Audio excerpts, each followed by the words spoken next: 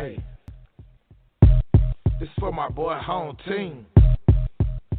This the home team show. Home team, where you at? This the home team show. TYP, where you at? This the home team show. Put you on some game, boy, tell you what you wanna know. The home team winning, fucking, I'm getting plenty. All about statistics, far from being finished. Love for the game, home team gon' debate it. Break it down like Stephen A and Skip Bayless. Put it on the stage and it's a history in the making. Home field advantage with the whole team playing. 615, this for all around local. Tighten on the radio like Marcus Mariota. Young player and I'm throw like Chris. My real brothers with their own top 10 list. Spinning these hits, tell you what you wanna know. Put you on some game, boy. This the home team show. Yeah, this the home team show. Yeah, this the home team show. Yeah, this the home team show. Put you on some game, boy. This the home team show. Welcome to the home team show. You've been rolling solo. Now it's time to get down with the team. Welcome back to another episode of the Home Team Show. If you didn't know, you better ask somebody. I am the show and the after party. This your boy Home Team. What it do, world? It's your boy TYP back for another great episode of the Home Team Show, man. It's a great episode tonight. Glad y'all tuned in. Man, I'm glad everybody tuned in. Make sure you check us out on YouTube, all Facebook, all social media sites, man. We got my guy here today in the studio, man. DJ CeeLo, man. I know y'all seen him. What up? Y'all seen him on Rap City? Yes. Man, you did. He just did the joints with Scarface last week, man. Yeah. This your girlfriend's favorite DJ. This your girlfriend's favorite. We gonna get into it. The party going. Man, I'm telling you, if you ain't tight with your girl, if your girl like one of them DJ, what's them crews that like following DJs, man, I'm telling you. Be careful, he the usher of DJing. I don't even want that. He the usher of DJing. My man DJ CeeLo. What up, man? Thank y'all for having me, man. I appreciate it. Thank you, man. Thank you for coming through. Of course, man. It's family. Y'all are family. Man, so glad for to real. be here. If you didn't know, hey, for real, we've been knowing each other over 30 years. Yeah, definitely. All, long time, man. Since about the mid-90s. Yeah, man, yeah. Traveling, came down here from Chicago. Yeah, man. See, that's a lot of things we got to relate once we moved down here as teenagers. Definitely. Yep, agreed. Yeah.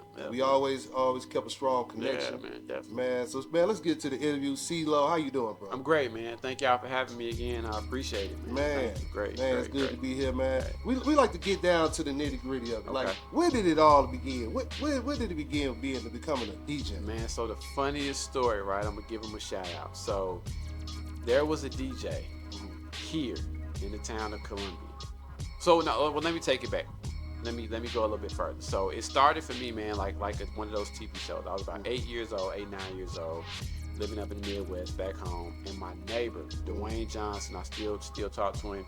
He was actually scratching, and I just met the cat literally last week. So he was scratching the DOC Mind Blowing remix, and I had my face pressed up against his screen, like with a key on my neck. Like back in the day, we was like latchkey kids, like you had the key on the arm, and I was mesmerized in the way he was cutting that record, right? And so I was probably about 8 or 9 years old.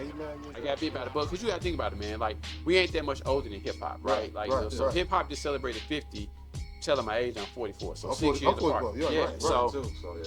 So we right there kind of with hip hop. So getting bit by that hip hop bug and wanting to carry a boom box and just everything in the culture, man, it was like, it was around me. I was like, yo, what is this? So he was on the turntable scratching, man, and I was just like, yo, like I was like, this is crazy. Yeah. So now taking back to getting here, mom moving down, we middle school, high school, all that stuff. Shout out to Crash Kelly. Like Crash Kelly. Crash Kelly. Shout out to Local Crash Kelly. Yeah. Crash Kelly, I don't want to play it like Crash Kelly like my mom. Crash Kelly and my mom, they were cool. Just friends. Great guy. Still goes to the same church. Crash Kelly would give me vinyl. He would give me records.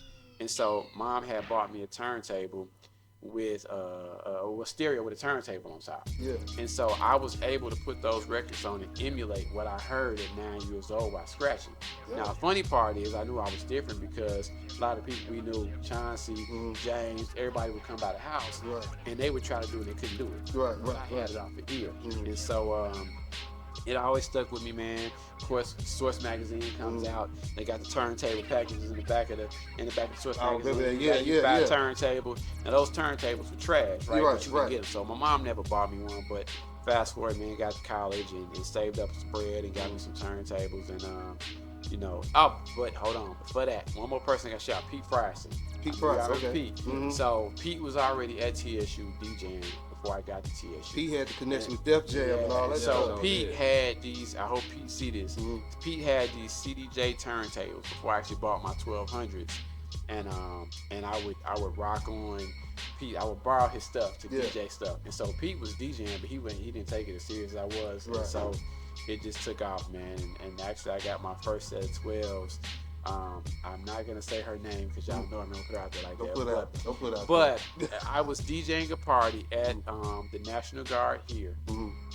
One of the older DJs, Michael Parks. Shout out to Michael Parks. That's his real name. I forgot his name. Michael Parks from Columbia. He sold me 2 Technique 1200s and about 4 or 5 cases of records for $250. So that ex of mine. But this is early 90s. This is this is late 90s. This is like 98, 99. Okay. Right? Like, because I was, school 97, 98, 99. I'm doing like, I think maybe a Outside Gamma party or something like that at the Memorial, the National Guard. Yeah. And he came through, he was DJing. He was like, hey man, I don't DJ anymore. He was like, yo, I got some turntables, some records. I sent them to you for like $200, $250. And I told that person, and they was like, oh yeah, here, you take it.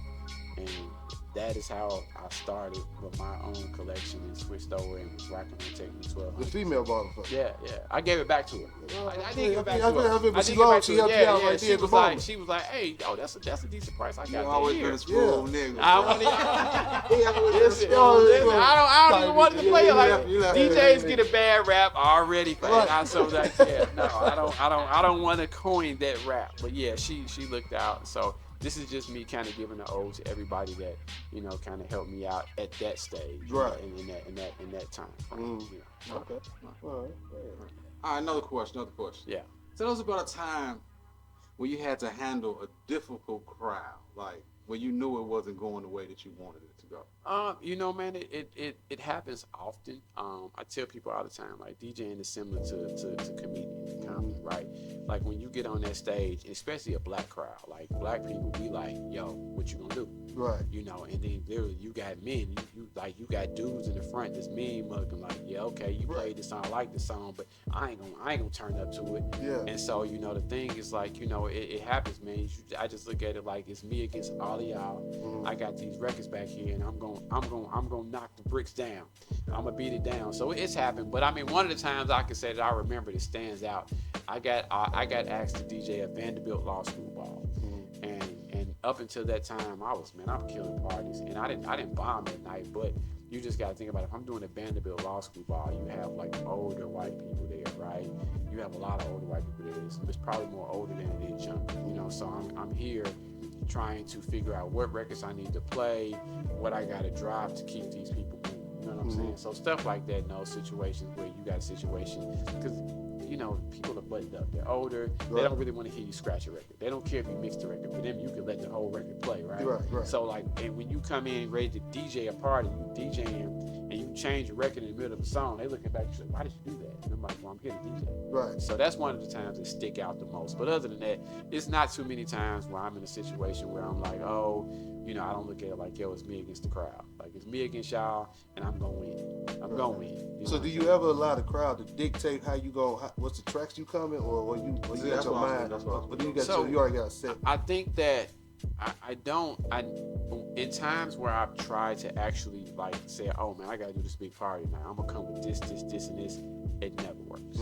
I can know that there's gonna be 1,000 people in the room at night, and I can have in my mind, yo, I know if I do this, and this, it's gonna kill. I'll get there, and that 1,000 people will show up, and I'll have to go from the back side versus the front side, right? So I have to change it up on the cusp. It's no different than like we were talking about. I did a show, and we might get to that.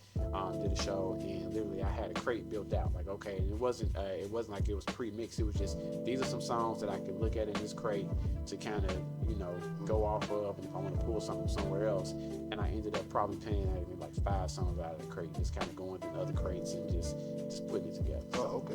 All right. Yeah. Speaking like spinning off of that one. Okay. Yeah. How do you handle requests? Because like I know people do that all the time. Like people like they come when they request something that's got nothing to do with what you're trying to spin for the night. Like how can you throw that in, or how do you throw them off? So first of all, right. first of all, the send off is always, I get it on. That's the send off. Yeah. I get it on. Now the reality is DJs hate requests, but 9 times out of 10, Say that again for the people. DJs, we hate requests. we hate them. We don't like them, right? Right.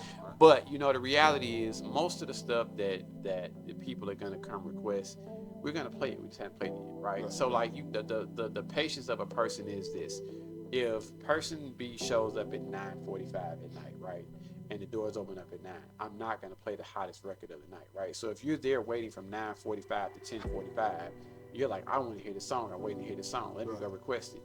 You can request it all you want. I'm not going to play it right now because I'm going to have to end up playing it again because I already know what you want to hear, right? So, it's very rarely that, people come and request stuff that, I'm not going to play. There are times when they do. And, I may, if it's something I don't have, I may download it, or I may, depending on what vibe I'm in, I may play it. But typically, and then sometimes it's cool. Sometimes people will come request something because music is so ever evolving. Music come out so quick, right? Like, so in the pocket of a month, you can have 8 or 10 records that's jumping online. Right. And as a DJ, like, it's not like we get service records by the record pool, right? Everything is put out digitally, so something can slip under the cracks. Like, I've had people request a song, and I'm like, "What's this?" And then I'll play it, and I'll drop it, and the crowd will go nuts. And I'm like, "Damn, how did I miss this one?" Right. You know what I'm saying? Because again, like music comes out so fast, so it's one of those things where. But typically, yes, we DJs we hate requests. We know how to rock. Good DJs know how to rock a party, so typically we'll get it. Man. I hear that. Man, let's take it back from your beginning stage. Okay. What was your drive and motivation to learn the skill to perfect your own style? Listen to other DJs, watching other DJs. As a young kid, what was your drive? What made you keep working? So I think I really saw. I got bit by the bug. I heard. So C Wiz. Shout out to my bro C Wiz. You know what I'm saying? Love him to death. C Wiz told a similar story, man. I went to a concert. I think it was like Puff Daddy and the Family, and I was probably 17, 18, maybe not even 18 yet. And Kid Capri was the tour DJ. And dog, when I tell y'all that Kid Capri tore the crowd apart, like the way he was dropping records, and I was like, yo, that's it. That's a part of DJ. It was that. And then like I moved to Indianapolis at one time, and then I lived in Philly for a little bit. And then just really like listening to other DJs, how they mix records and what the sound like. So I was able to kind of pull from different areas of how it should sound. And then just always wanting to never be in a box. I never wanted to be the hood DJ. I never wanted, even as I'm older, I'm not an old school DJ. I'm a DJ, and I'm here to like rock this party and make you have a good time. I think that's the thing. I think if you don't put yourself in the box and you're constantly involved, it allows you to continue to get better. You know what I'm saying? Be better. So I got another one. Yes, sir. So, what is your strategy when you see the crowd dead to hype that bad boy back up? What do you get? What do you do? What's your go-to? What's your go-to genre, or what type of music? I'm gonna tell you what I've learned, man. Honestly, old school. Like, believe it or not, fun music. So you can sometimes go into a situation where the age group wants to hear Lil Boosie, Yo Gotti, Lil Baby, these records, right? But then you have a situation also where these records are like fun, and you have fun records. So like, I've had parties where I've been playing some of the hypest music, right, because of the age group that I'm in, and not getting as much energy out of them. And I've switched up and dropped Frankie Beverly and Maze before I let go. I've had, I get a crowd singing, a whole crowd singing "Can We Talk" by Tevin Campbell, right? Yeah. So I think it's those fun records that you have to lean on. People like nostalgia. They like when you take them back to a time of where you know, they want to feel good and when times were fun, and if you can kind of take somebody down memory lane, you know, even a lot of the rap records that we play now, if you really think about it, if you think about the core of a party, you're not hearing a bunch of new records. Right. You know what I'm saying? You still going with, like, Back That Ass Up was in 1999. It's still going to give you the same crowd response when you drop that record from the jump, right? So my head, first thing I do was turn and look toward the dance floor. Yeah, because the reality is, you know. So it's like, if you think about the core of the records that you're hearing when you out are from, like, back 10 years or plus, right? It's like, why am I going to be out? Don't get me wrong, Sexy Red is cool. I mean, I don't have anything against the music, right? It's all right. But I know that doing a butt is gonna make people have a much better time than playing Sexy Red. You're right. You know, it's those older records, those fun records. I don't want to say old school, but definitely those fun records. Right. You know? Okay. Are there DJ groupies? Honestly, I never want to call a woman a groupie, right? Like, in my mature age, so I don't want to say that.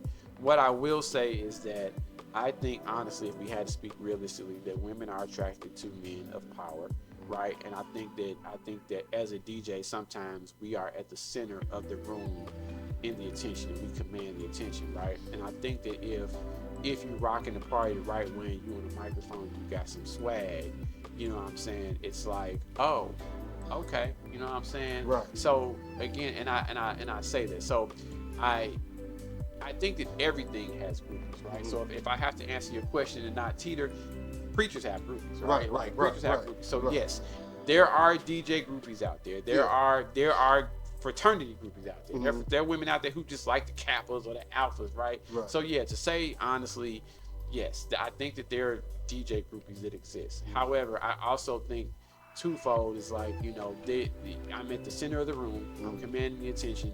I'm rocking the party. If you think I got swag, I got swag.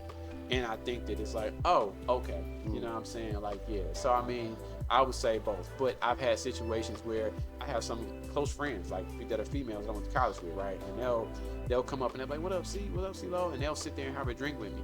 And I can know somebody else, and they may text me across the room like, I see you got your groupies up there. And I'm like, they ain't groupies. These are like my homegirls. Like, and when you come speak to me, you're not gonna want nobody else across the room to call you a groupie, You know what I'm saying? So to your point, yes. Question: there are groupies out there that probably just like DJs or like good DJs, but I can honestly say I don't put women that I've met or talked to in the club in a DJ groupie category.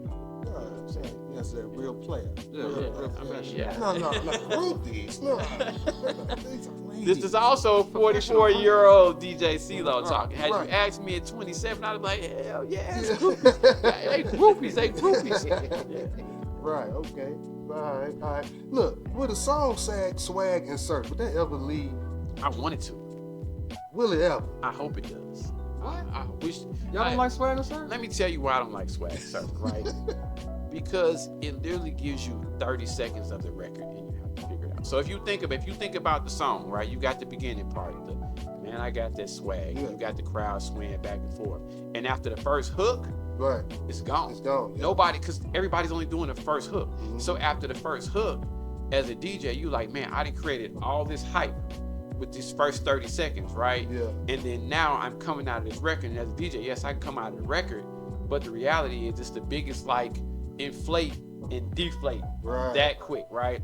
And it's like, it's at a point where it's like, okay, like, we swagged and surfed enough, right? But maybe you gotta find this proper place to put it at. I mean, it still works, but I'm gonna tell you where I play it mostly. I play it at weddings. I play it at private parties, you know, when I want to get the crowd to interact. Most DJs aren't playing swag and surf in the club. Most DJs I know, you know, they'll play it at, like, you know, certain events. Every now and then, you know, you got DJs that'll still play it, but I think most DJs, they're like, yo, like, because at my age, it's like, really, who's swagging and surfing the club? Man, it was getting played oversaturated. I typically, like I said, I'll play it at a wedding reception because I not hating on the song though. No. I mean the song. I mean it did what it was supposed to do. Right. It was no different than the other song, like "Party Like a Rock Star." Like you remember when we was like literally wearing chains and talking about "Party Like a Rock Star." Like it did totally, dude. Yeah. Right. But no boom. Right. You know what I'm saying? But yeah. So yeah. No, it's cool. I wouldn't mind it going away. But if it stays, it's cool. I mean, literally, I don't really play it that much. now we done touch a little basis on your skills. Okay. Now I want to touch a little bit on your heart. Right? Okay. What made you start Kicks for Grades? You know what, man? So like all of us, literally, you know, we grew up in a time frame where even if you had a 2-parent household, our parents really wouldn't buy us Jordans like that. It was unheard of, like for your mom, like you're not gonna go like, because they didn't see they didn't understand swag. Mhm. My mama didn't understand, like, yo, if I put these shoes on his feet, somebody might have a crush on my son. Like, he gonna be fresh. Like, it's gonna give him that level of confidence, right? Right. They didn't really understand that. So I think, you know, for me, you know, growing up in a single parent household, you know, mom probably, if she had it, would have really wanted to buy him. I remember telling myself, like, man, when I get old, I'm gonna get a job. I'm gonna buy all the sneakers I want. And so it got to a point where I was buying a lot of sneakers and I wasn't even wearing them. Like, I'm just stockpiling kicks. Yeah. Like, I got kicks on the shelf and I'm like, man, I ain't even wore these kicks. Like, kicks from 10 years ago and I ain't put them on, right? And so I was like, all right, like, gluttony is a thing. Like, I'm in vain. Like, I'm blessed to have all these shoes and there's somebody out there, some kid out there that would love to have a pair of shoes and wear these shoes. And so it got to the point I was like, all right, for every pair of shoes I buy, I'm gonna try to donate a pair. And so y'all know Dre Bird, so like, Right. Shout out to Dre. yeah, so like I think the first pair I gave away was to Pooh Bear's son. It was a pair of Cement 4s.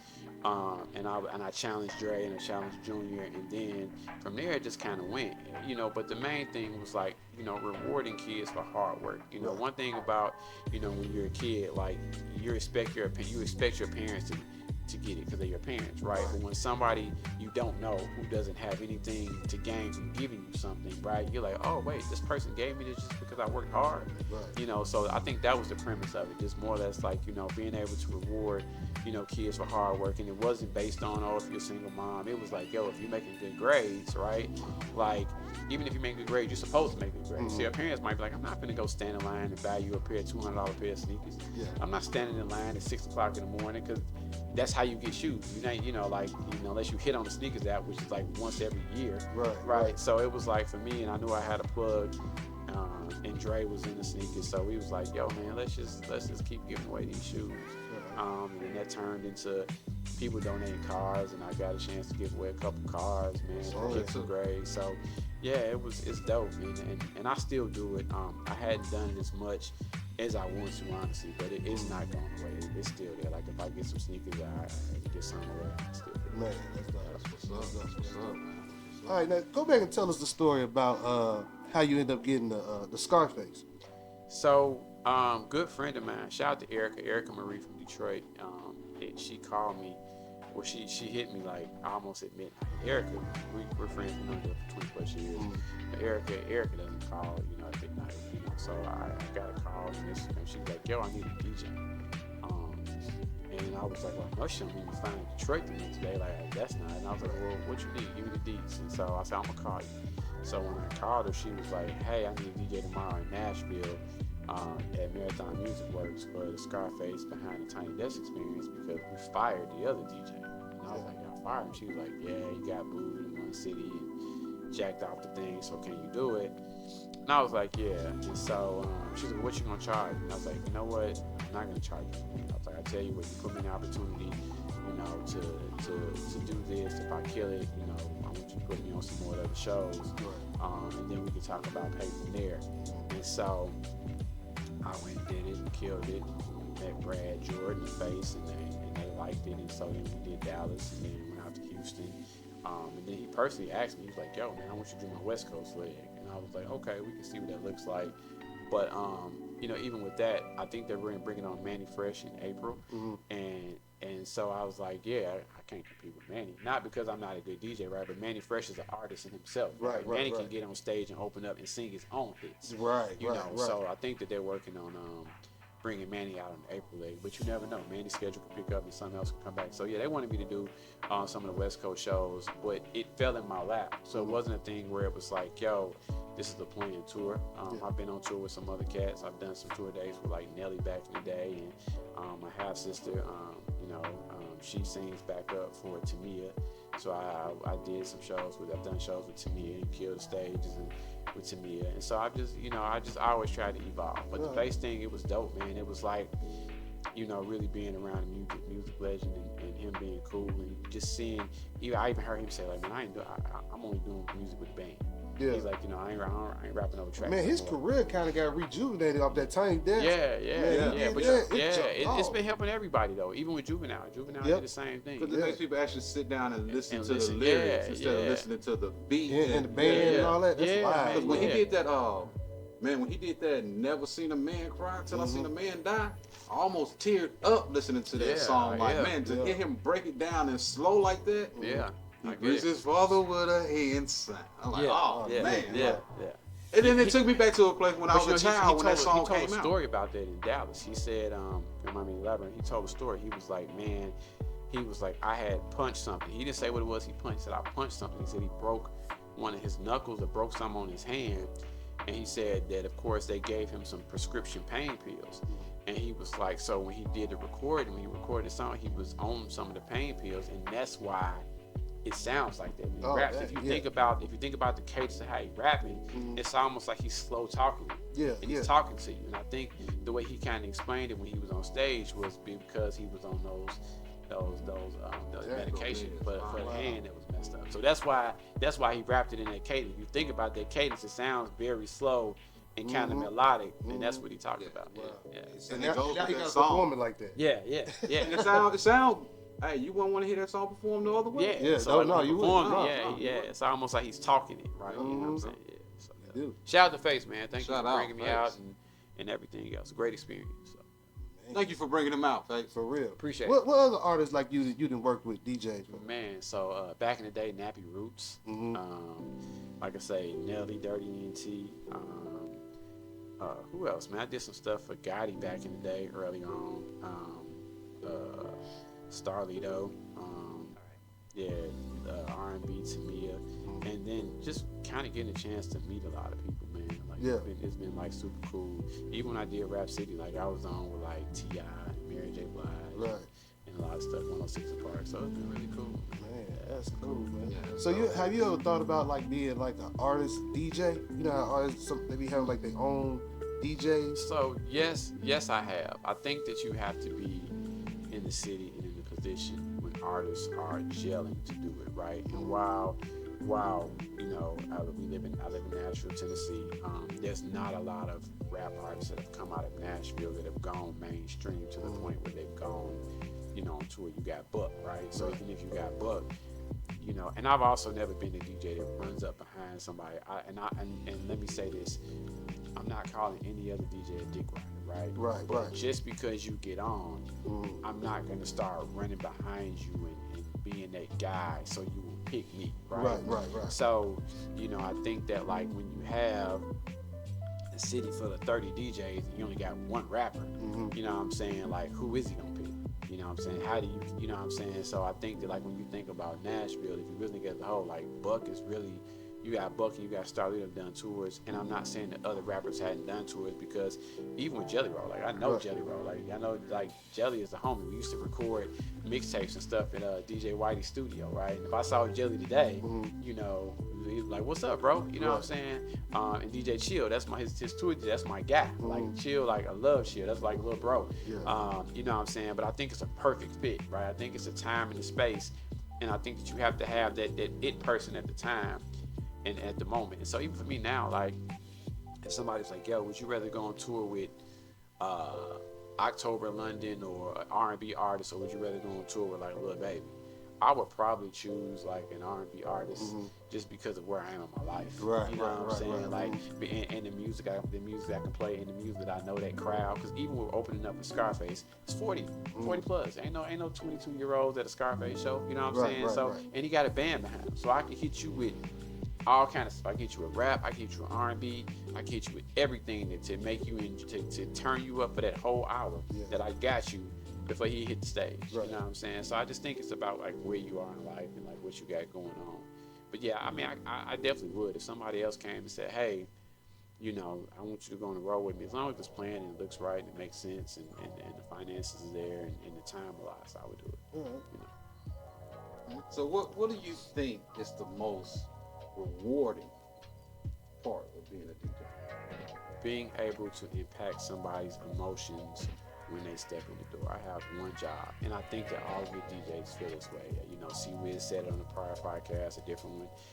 As a DJ, we have the ability to impact your emotions. So that means that, like, you could have had a bad day. You know, you could have just lost a family member, you know, and you walk in their door and I play a record that might take you back to a time when you had a good time, where you was with that family member when life was good, and I play that record. And even if it's for 2 or 3 minutes, I get a chance to take you out of a space and impact your emotion in a good way and make you have a good time. That's the most rewarding part of it, man. Like, knowing that you stand at the helm of it all, and I can impact the crowd with my music and its emotion, the way I play it, and take your mind to somewhere else where you're not stressing no more. You ain't worried about the bills. You're not worried about, you know, not that you're not worried about the family member you may have lost, but like, it may take your mind off. Or it puts you like, oh man, look, this was me and my auntie's favorite song. We used to two-step to this, and we used to party to this in the backyard. And you're like, dang, you know what I'm saying? Like, that made me feel better. So, those moments. Now, let me ask you something about like a partying, DJing clubs, parties. Do the owners of them try to talk to you about the effects of the bar? As far as, like, you know, if the party jumping and the DJ got the party jumping, the bar is Make money. You making money. Yeah. So do they ever like come to you and say, hey, you know, we're trying to get this bar? No, like, literally, like, I mean, the thing is, I mean, we as DJs, we pretty much know the better the music is, the longer people gonna stay there. You know what I'm saying? Mm-hmm. You know, if your DJing is trash, it's not gonna, you know, it's people will leave, right? So I mean, I think the thing is just knowing, like, keep the vibe right, keep the energy. You know, it's no different than I DJ at Bungalow 10 on Saturday. It's a restaurant. Mm-hmm. It's not a club. People come and sit down and listen to the bar. However, you know, if I got them in the vibe and they're singing at the bar, they gonna order another drink. Right. You know, because I got you singing. So, like, you know, eventually I'll leave. But, like, if I'm terrible, they sign their check and going. If I done played 4 of your songs back to back and you didn't finish your drink, you don't order another. So, yeah. So you go to Bungalow 10 when you DJ there? I'm pretty much there every Saturday night if I'm in town. Yeah. What's the address of it? You know the address? Belcourt Avenue. I know it's off 20-person Belcourt. In Nashville? Yeah. All right. Yeah, so make sure y'all check that out, Yeah, man. definitely. Bungalow Come 10. through. Make a reservation. On what, Fridays or Saturdays? Saturdays. Saturday. Yeah. That's another little restaurant over there that I've been. Supper Club. Yeah, Supper Club. That's Same owners. Okay. You know what I'm saying? Same owners. Okay. Yeah. All right. Shout out to Black Rob, Joe Johnson, Black Rob and Joe Johnson. All right, man. How do you feel about the music scene as far as hip hop in Nashville? I think that there is a music scene in hip hop, and there are a lot of younger, dope MCs. I think that hip hop and music is really at a weird space overall in general, right? Because you think about something that's been 50 years old. At this point, what else do you rap about? Like honestly, like, what else? Like, if you really think about rap music as a whole, from back when it first started, to rapping about my Adidas, to rapping about I Need Love, to all the things that people have rapped about, to the lyrics and metaphorically, to now pills and you know, women, and if you think about it, like, we've heard it all. Right. So, you know, at this stage in the game, it's like, I think it's in a weird spot. I think that the women are winning right now because, you know, like, women love music just like men do, right? And so, you know, it's been such a male-dominated sport for so long. At this point now, it's like the men are almost like, we can sit on the bench for it. We've rapped about everything. Right. You know what I'm saying? Like, men ain't rapping about taking the thong off and doing X, Y, and Z, but Sexy Red is. So it's like you have a bunch of women. It's like, oh, I do this every day. You know, like, you think about, like, for us, Jeezy was so big to us because you know how many dope boys we all knew. Right.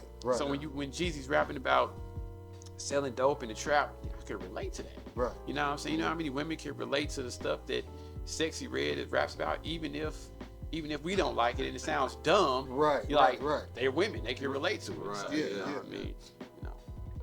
Yeah, that's crazy.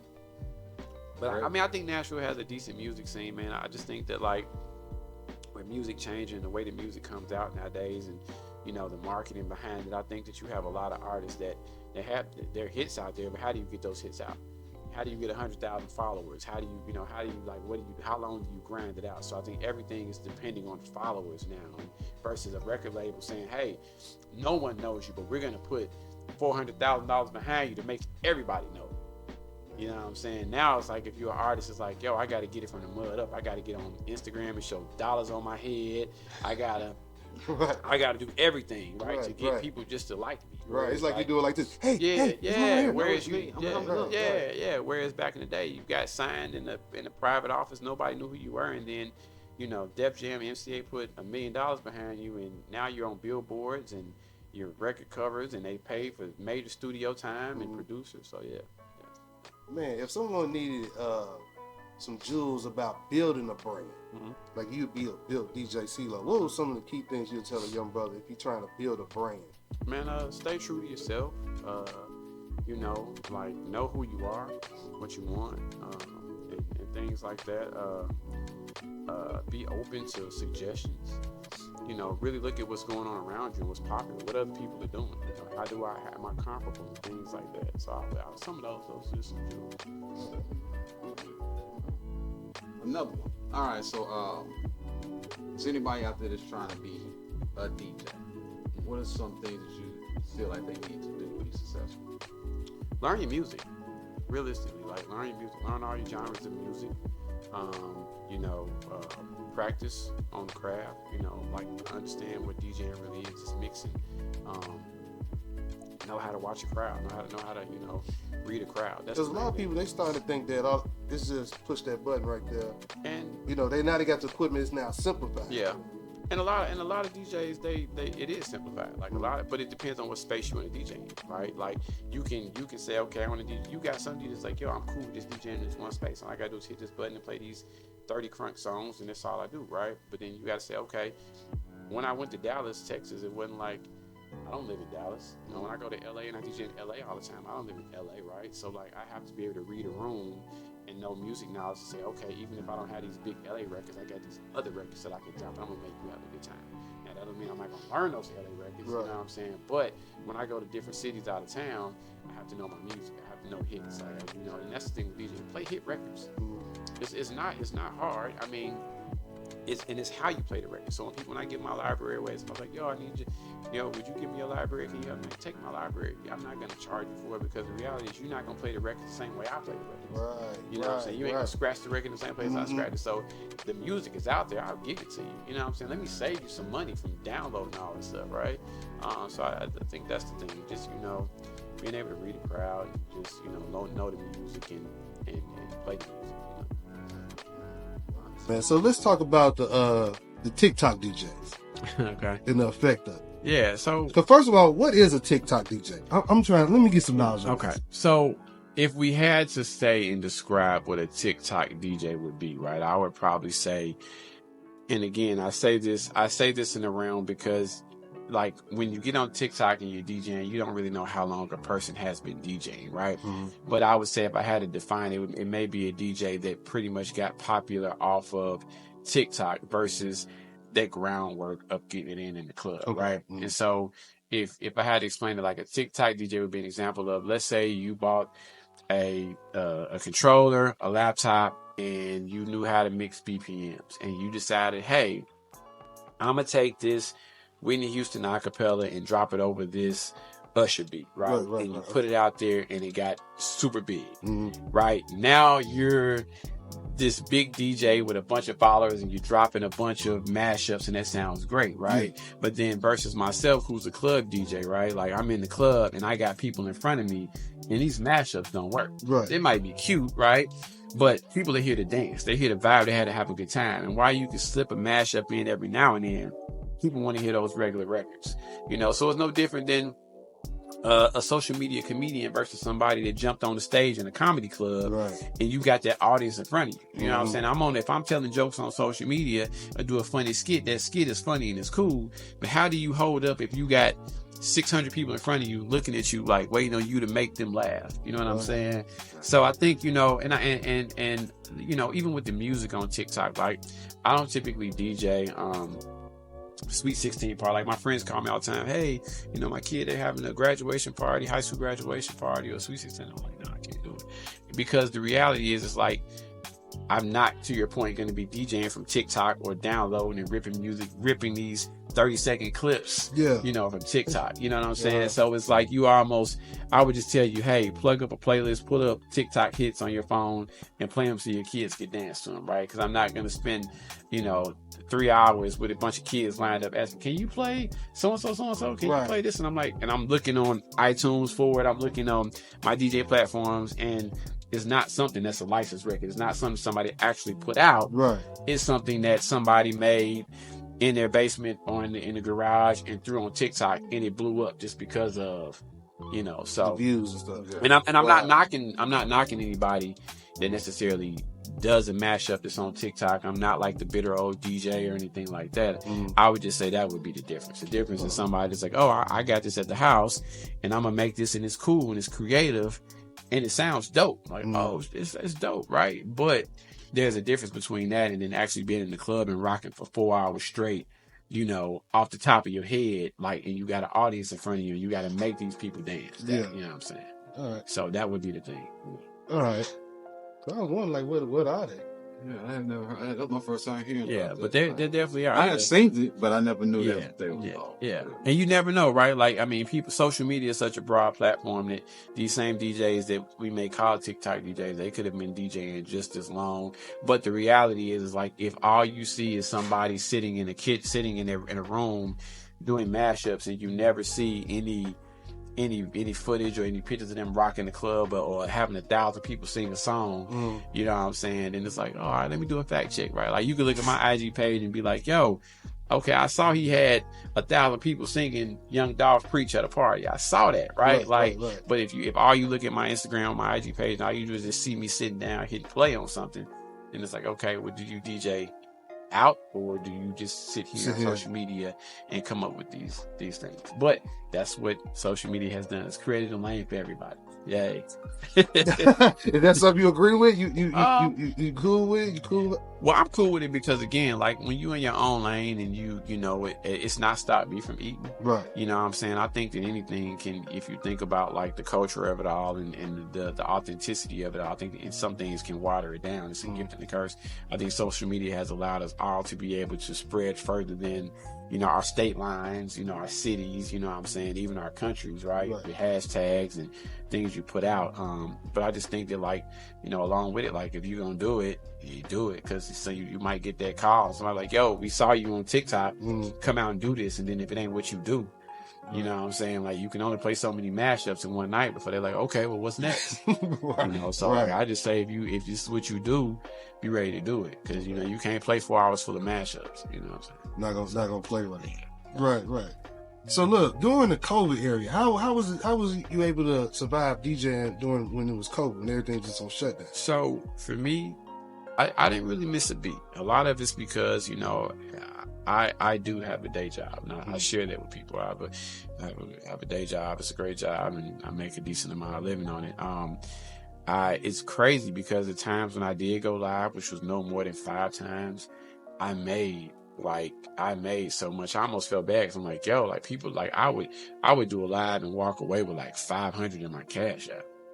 Man, and I'm like, doing it live on Facebook, Instagram, like 500 in my cash app, and people tipping. I'm like, yo, this is insane. Like, I DJ for an hour. Yeah. You know what I'm saying? So, I mean, it was cool, but I mean, I think that, you know, like, I didn't do it a lot because every thumb push, it was somebody doing it, you know. So, and I probably could have done it more, but I'm one of those people that where, like, if I look and everybody's doing something that's oversaturated, I don't ever want to fall in that box, right? I want it to be a thing of where, like, yo, if you happen to see me live, it's like, oh, he never goes live, so like, we gonna tune in. That's how I think too. If I go live every day, after a while, I was like, oh, he's live again. Like, even with D Nice, he hit us at a time, it was great, but after a while, it's like, D Nice is live again. Right. We'll catch him tomorrow. He's live every day, so the level of hypeness around it, or the build up, is not the same. So even for me, like, if I do a live now, like, if I really did a live, I would have people tune in. I never had a live, like, you would have some people going live and they got like 2 people watching.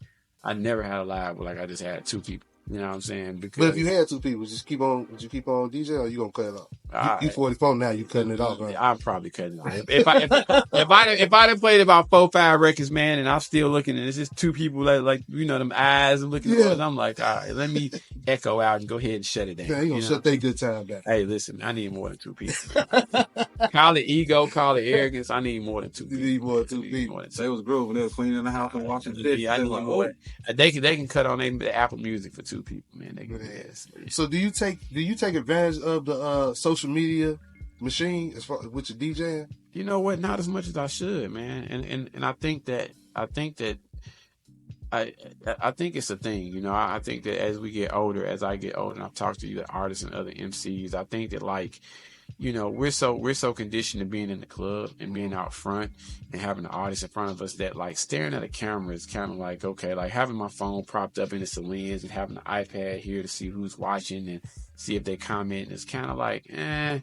You know what I'm saying? Like, put me in the club scene. You know what I'm saying? Like, as far as that goes, like, put me in the club scene. But I think it's a great avenue, right? I think it's a very good avenue for branding, again, but I don't really think it determines more than anything when it comes to DJing. Social media is great, but it's about the relationships.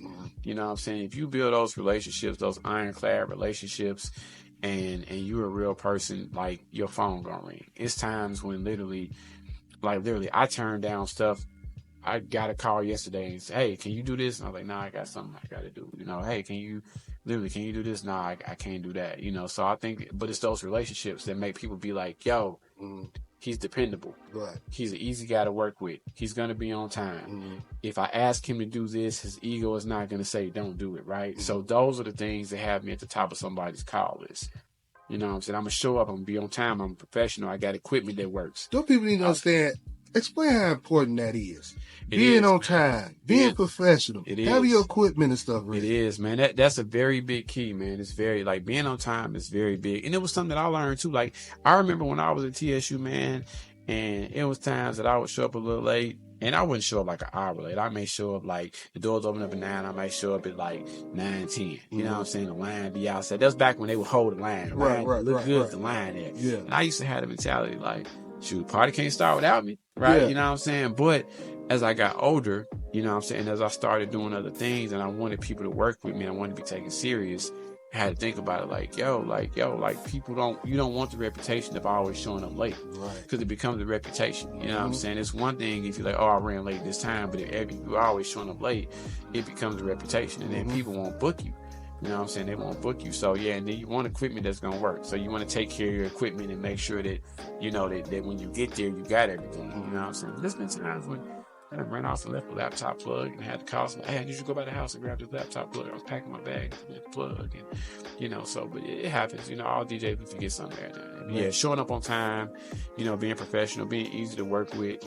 You know, I am not I'm a DJ where I will have some drinks while I'm DJing, but I don't get wasted or get drunk to the point where like I don't do anything. I don't run up tabs. If the club give you a $50 tab, I'm not running up a tab. Like, I'm there to work. I'm there to be professional. I'm there to work, and I treat it like a job. And I think, again, like I said, that's how I end up, because I thought I would have been done DJing by this age. Honestly, if you think about when we were 20 years old. When somebody said something about 40, you was like, that's old as hell. Right. And then as you get older, you realize like, yo, like 40 ain't so old. Nah. So now I'm not done yet, but I sit back and I'm like, damn, like I never would have thought that I'd still be going as hard and as frequent as I was 10 years ago, or maybe 5 years before that. But it's those relationships, the professionalism, the brand. People know like, yo, when we call him, we know that we're gonna have a good time. You know what I'm saying? We know he's gonna show up on time. We know that he's going to do what he needs to do. So I think those are the things that kind of separate you, you know, and put you in a different category when those phone calls need to be made, you know, to get somebody in somewhere. Well, we know like you're not like a one-man army. So how important is it to have a solid team around you? I wish I did. You do a one-man show? You do everything. I wish I honestly, I was telling some of my guys the other day, man, like I wish I had a team around me. So back when I started DJing, it was me and the cats that wanted to carry my equipment to get in the club free, right? Right. I didn't have, you know, 4 or 5 cats, and we had a plan. Like, shout out to my man like Black Rod, DJ Crisis, Tez, the whole Fly Major crew. So after I moved out of the kind of TSU realm, those cats, they had this crew called Fly Major, and it was a bunch of them, and they threw parties, and they really took over the party scene. Like when I was DJing, you couldn't compete against a Greek party. DJ CeeLo couldn't throw a party against the Deltas or the Alphas or some of the TSU had going on, but them, they had a unit, and so that unit allowed them to, you know, throw these big events and build up the capital. And then now you look at them and they bought Minerva and Weekend, and they got a Weekend in Memphis, and they're all a team. These same guys. Same guys. It's a crew of them. It's click tight, and they've grown up, and they're all successful black men in their own right, doctors and, you know, club owners and all these things like that. And so I often wish that back in my day I had a team, because and they saw like, yo, you the head, you the DJ, but we can do X, Y, and Z, and we can get out and do it and push and do this together to build it up. So like, I wish I had a team. I don't. Most of the time, it's really just me. You know what I'm saying? It's me when I'm carrying in equipment. It's me when I'm DJing a party. I teach younger DJs how to DJ, but once I teach them and they get to making their own money, I'm like, yo, can you come help me? And I'm busy, bro. And I can't be mad at them, because I'm like, that's why I taught you. I taught you so you can get out here and make your own money. But I did like it when you was my mentee, because you was able to help me with this stuff and do X, Y, and Z. So, yeah, but I wish I had a team, man. Man, I'm a lone bro out. Let them carry some crates. Yeah, I appreciate it. I appreciate it. You ain't even got to carry crates now, man. We can figure out a way. We can figure out another way to get some work in. Yeah. So I might show up. Crates is gone. Yeah, you know what I'm saying? He still want to get in the club. Okay. I ain't even worried about the give him a bill. Yeah, definitely wish I had a team, though.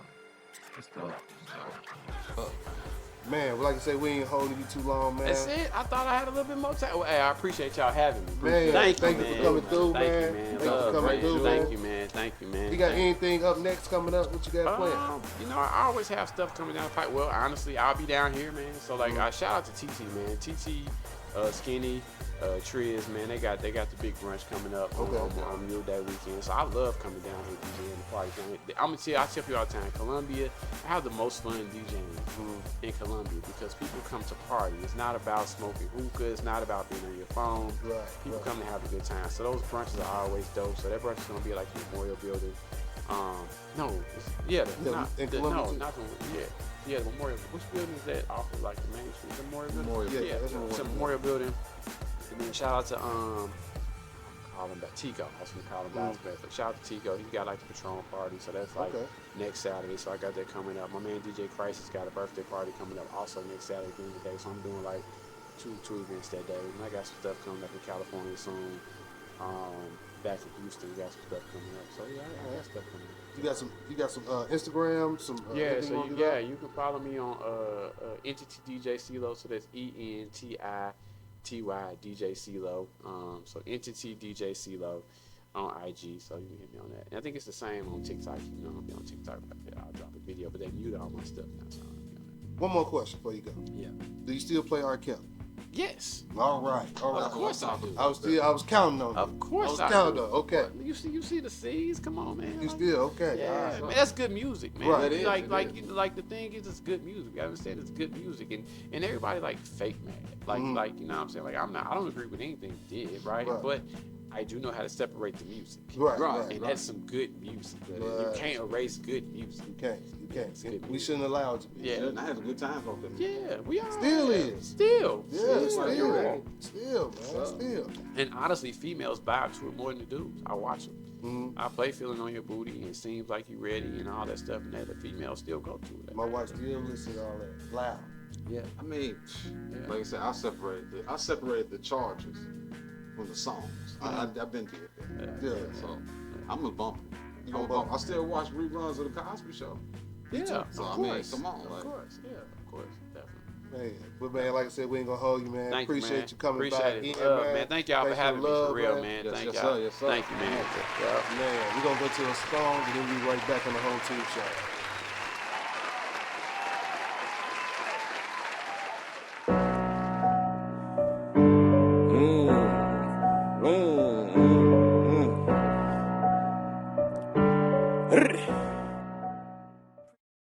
up slowly, little bitch habit, bitch, I'm pressure for sure. I ain't sending shots out the jag until it personal though. Sending 50, come with the quick, don't fuck with Simmons no more. Send niggas switching, I fuck with switches.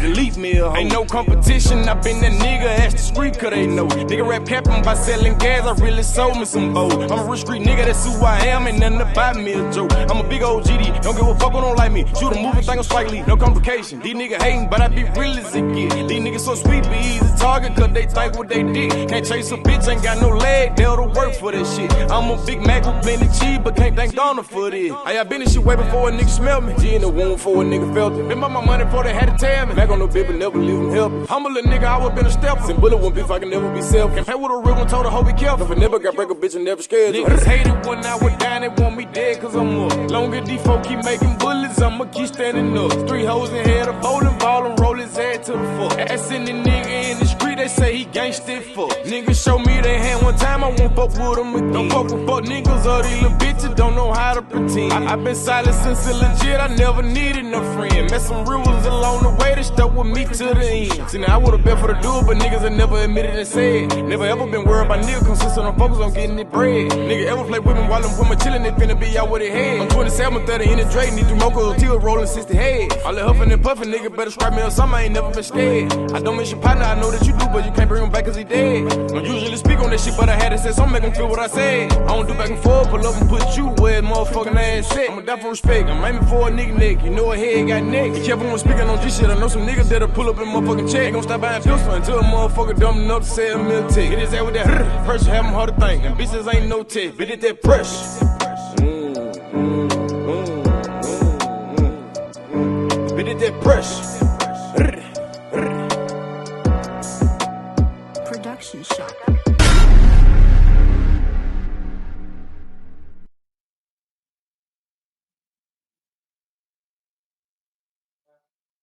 Yeah, right back at you, man. TYP home team, man. We want to thank our boy DJ CeeLo for coming through, man, dropping the jewels.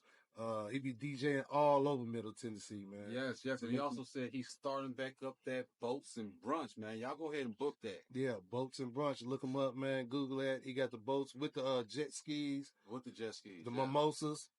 All that, man. So check them out this summer, man. Again, make sure you check out the home team on YouTube, Facebook, Instagram. What else we on? We on Snapchat. We ain't on TikTok. We don't do TikTok. But man, make sure you check us out, man. Subscribe, share, like, comment, man. Till next time, home team TYP. We out. Valid.